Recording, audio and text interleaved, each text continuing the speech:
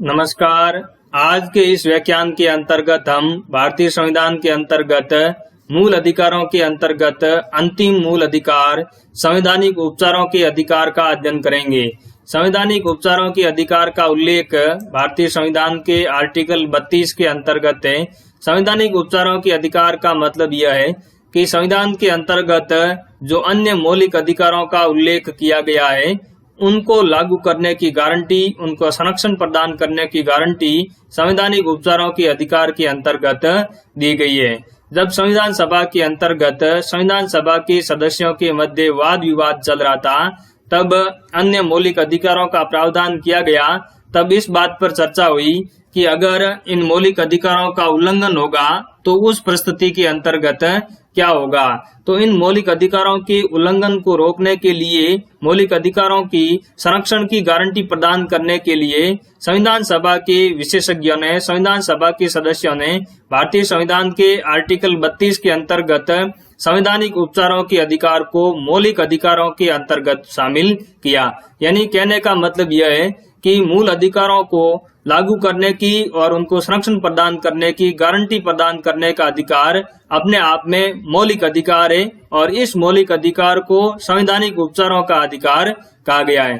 Article 32 के अंतर्गत कहा गया है कि अगर मौलिक अधिकारों का उल्लंघन होता है तो उस परिस्थिति के अंतर्गत उच्चतम न्यायालय के अंतर्गत आवेदन करने के अधिकार की गारंटी होगी। यानी अगर संविधान के अंतर्गत भाग 3 के अंतर्गत जो मौलिक अधिकार प्रदान किए गए हैं उन मौलिक अधिकारों का अगर उल्लंघन होता है तो उस परिस्थिति के अंतर्गत उच्चतम न्यायालय के अंतर्गत आवेदन करके इन मौलिक अधिकारों के संरक्षण की गारंटी प्रदान की गई है। यानी कोई भी व्यक्ति जिनके मौलिक अधिकारों का उल्लंघन हुआ है वो उच्चतम न्यायालय के अंतर्गत उनको चुनौती दे सकता है। और आर्टिकल 32 के क्लोज 2 के अंतर्गत लिखा हुआ है कि इन मौलिक अधिकारों को, यानी भाग 3 के अंतर्गत जो मूल अधिकार प्रदान किए गए हैं उनको लागू कराने के लिए उच्चतम न्यायालय यानी सर्वोच्च न्यायालय ऐसे निर्देश, आदेश या रिट जारी कर सकता है, जिसके अंतर्गत ये 5 प्रकार की रिट शामिल है: बंदी प्रत्यक्षीकरण, परमादेश, प्रतिषेध, अधिकार प्रसा और उत्प्रेषण रिट। ये 5 प्रकार की सर्वोच्च न्यायालय रिट जारी कर सकता है। सर्वोच्च न्यायालय के पास में ये 5 प्रकार की रिट जारी करने की शक्ति होगी मूल अधिकारों को लागू कराने के लिए। आर्टिकल 32 के क्लोज 3 के अंतर्गत ये कहा गया है कि ये जो 5 प्रकार की रिट जारी करने की शक्ति सर्वोच्च न्यायालय को दी गई है, संसद ये उच्चतम न्यायालय के अलावा अन्य किसी न्यायालय को भी रिट जारी करने की शक्ति है वो विधि के द्वारा दे सकती है।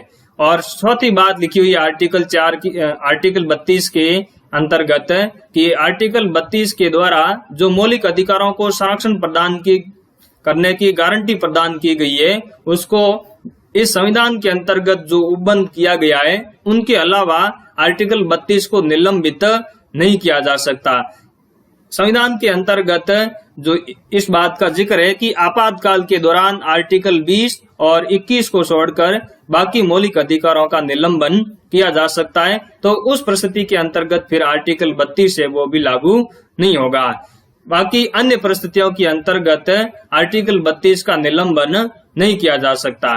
अब हम यह देखने का प्रयास करेंगे कि आर्टिकल 32 के अंतर्गत जो सर्वोच्च न्यायालय को 5 प्रकार की रिट जारी करने की शक्ति प्रदान की गई है, इसमें जो ये 5 रिट है इनका क्या मतलब है, हम आगे की स्लाइड में एक एक करके इन रिटों को समझने का प्रयास करेंगे। बंदी प्रत्यक्षीकरण की रिट। बंदी प्रत्यक्षीकरण लैटिन भाषा में इसके लिए शब्द है हैबियस कार्पस, यानी यह लैटिन भाषा का शब्द है और इसका मतलब होता है सशरीर उपस्थित होना। यह रिट कब जारी की जाती है सर्वोच्च न्यायालय के द्वारा? जब किसी व्यक्ति को दूसरे व्यक्ति द्वारा या राज्य द्वारा अवैध रूप से हिरासत में रखा जाता है, तब सर्वोच्च न्यायालय यह रिट जारी करता है। जब न्यायालय हिरासत या गिरफ्तारी को अवैध पाता है तब उस परिस्थिति के अंतर्गत न्यायालय उस व्यक्ति को रिहा करने का आदेश दे सकता है इस हैबियस कार्पस रिट के अंतर्गत। यह रिट किसके खिलाफ जारी की जा सकती है? तो यह रिट सार्वजनिक अथॉरिटी के खिलाफ भी जारी की जा सकती है और निजी व्यक्ति के खिलाफ भी जारी की जा सकती है। यानी हैगिस कार्पस की जो रिट है, बंदी प्रत्यक्षीकरण की जो रिट है, ये पब्लिक अथॉरिटी के खिलाफ भी जारी की जा सकती है और किसी निजी व्यक्ति के खिलाफ भी जारी की जा सकती है। इसके अपवाद क्या है, यानी यह रिट, बंदी प्रत्यक्षीकरण की रिट कब जारी नहीं की जा सकती, जब किसी व्यक्ति की गिरफ्तारी संसदीय विशेषाधिकारों का उल्लंघन करने के लिए हुई हो, उस परिस्थिति के अंतर्गत यह रिट जारी नहीं की जा सकती, या किसी व्यक्ति की गिरफ्तारी न्यायालय की अवमानना करने के लिए की गई है, तो उस परिस्थिति के अंतर्गत भी बंदी प्रत्यक्षीकरण की रिट जारी नहीं की जा सकती। और किसी व्यक्ति को निवारक नजरबंदी कानून के अंतर्गत गिरफ्तार किया गया है, तब भी बंदी प्रत्यक्षीकरण की रिट जारी नहीं की जा सकती। और न्यायालय द्वारा जब आपराधिक मामलों के अंतर्गत गिरफ्तारी या सजा का प्रावधान किया गया हो, उस समय भी यह रिट जारी नहीं की जा सकती। यानी बंदी प्रत्यक्षीकरण की रिट का सीधा सा मतलब यह है कि जब किसी व्यक्ति को अवैध रूप से गिरफ्तार किया जाता है या जेल के अंतर्गत रखा जाता है, उस परिस्थिति के अंतर्गत उच्चतम न्यायालय आर्टिकल 32 के अंतर्गत बंदी प्रत्यक्षीकरण की याचिका है वो जारी कर सकता है, और ये वो इस बात की जांच करता है कि गिरफ्तारी वैध है या अवैध है। जब गिरफ्तारी वैध हो तब तो ठीक है, अन्यथा अगर उसको लगता है कि गिरफ्तारी अवैध है, तब वो बंदी प्रत्यक्षीकरण की रिट जारी करके उस व्यक्ति को रिहा करने का आदेश दे सकता है बंदी प्रत्यक्षीकरण की रिट के अंतर्गत।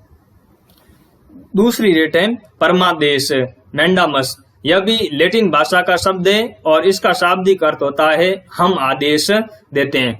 परमादेश की रिट कब जारी की जाती है, जब कोई सार्वजनिक या अर्ध सरकारी कर्मचारी या संस्थाएं अपने द्वारा जो कर्तव्यों का पालन करना होता है उनको अगर वो अपने कर्तव्यों का पालन नहीं करते हैं, तब उस परिस्थिति के अंतर्गत सर्वोच्च न्यायालय है वो संबंधित कर्मचारी या अधिकारी या संस्था को इस प्रकार की रिट जारी कर सकता है।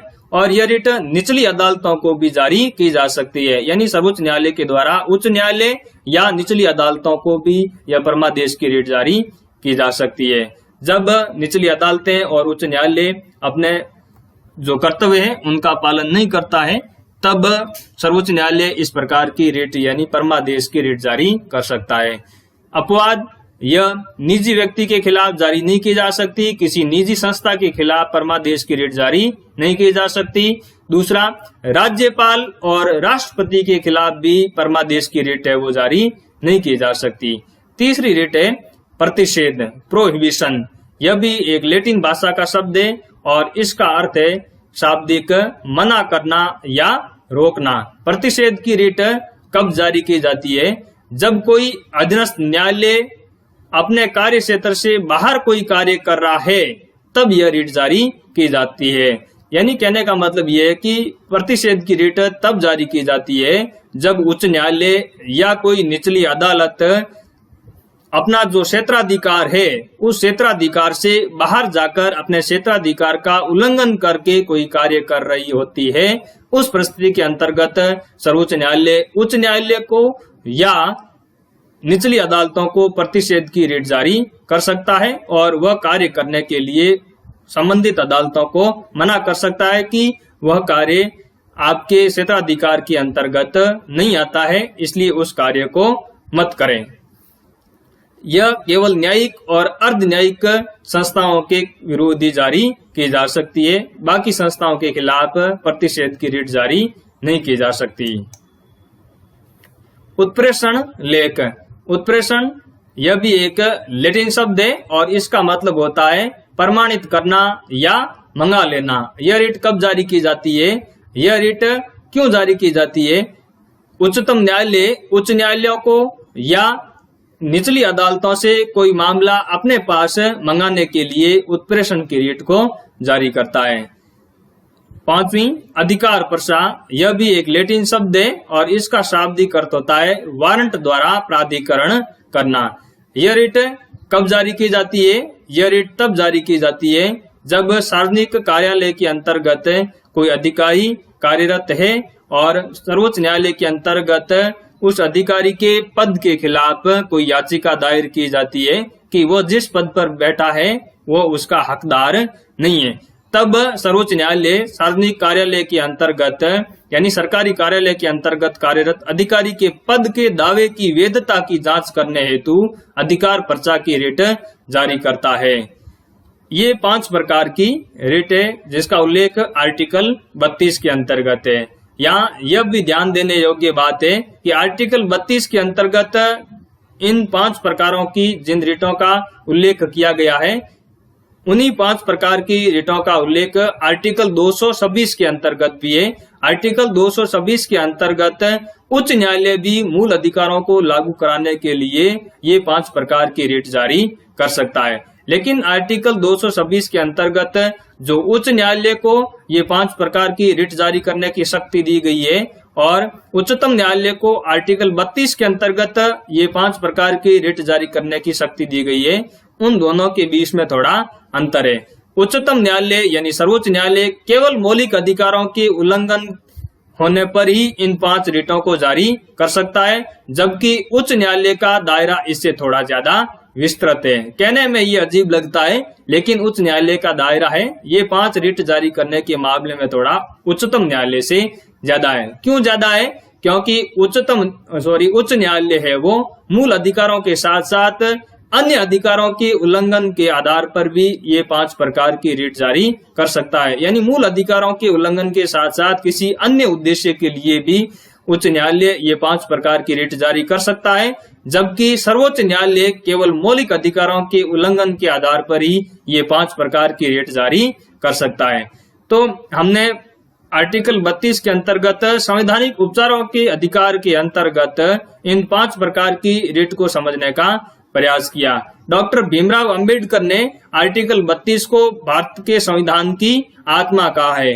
डॉक्टर भीमराव अंबेडकर ने संविधान सभा के अंतर्गत ये बोलते हुए कहा कि अगर मुझे कोई पूछे कि भारत के संविधान का सबसे महत्वपूर्ण अनुच्छेद कौन सा है, तो अंबेडकर ने कहा कि मेरी दृष्टि के अंतर्गत आर्टिकल 32 है, यह सबसे महत्वपूर्ण अधिकार है। और अंबेडकर ने आर्टिकल 32 को भारत के संविधान की आत्मा कहा।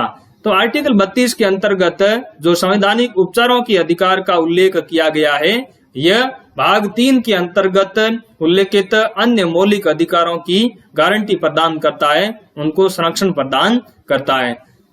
तो आर्टिकल 32 के अंतर्गत संवैधानिक उपचारों के अधिकार का उल्लेख है और सर्वोच्च न्यायालय ये 5 प्रकार की रिट मौलिक अधिकारों के उल्लंघन के मामले में जारी कर सकता है। और आर्टिकल 226 के अंतर्गत उच्च न्यायालय भी ये 5 प्रकार की रिट जारी कर सकता है। कोई भी व्यक्ति मौलिक अधिकारों के उल्लंघन होने पर सीधा सर्वोच्च न्यायालय आर्टिकल 32 के अंतर्गत जा सकता है, और अगर वो सर्वोच्च न्यायालय नहीं जाना चाहे सीधा, तो आर्टिकल 226 के अंतर्गत वो उच्च न्यायालय भी जा सकता है। सर्वोच्च न्यायालय ने यह भी व्यवस्था कह रखा है कि कोई भी व्यक्ति सीधा उच्चतम न्यायालय आ सकता है, लेकिन उससे पहले आर्टिकल 226 के अंतर्गत उच्च न्यायालय जाना चाहिए। माननीय न्यायालय के अनुसार आर्टिकल 32 है ये संविधान का मूलभूत ढांचा का ही अंग है, यानी इसके अंतर्गत किसी प्रकार का कोई संविधान संशोधन के माध्यम से भी बदलाव नहीं किया जा सकता है। तो हमने आर्टिकल 32 को समझा। उम्मीद करता हूं कि आपको आर्टिकल 32 के अंतर्गत उल्लेखित संवैधानिक उपचारों के अधिकार समझ में आया होगा। धन्यवाद।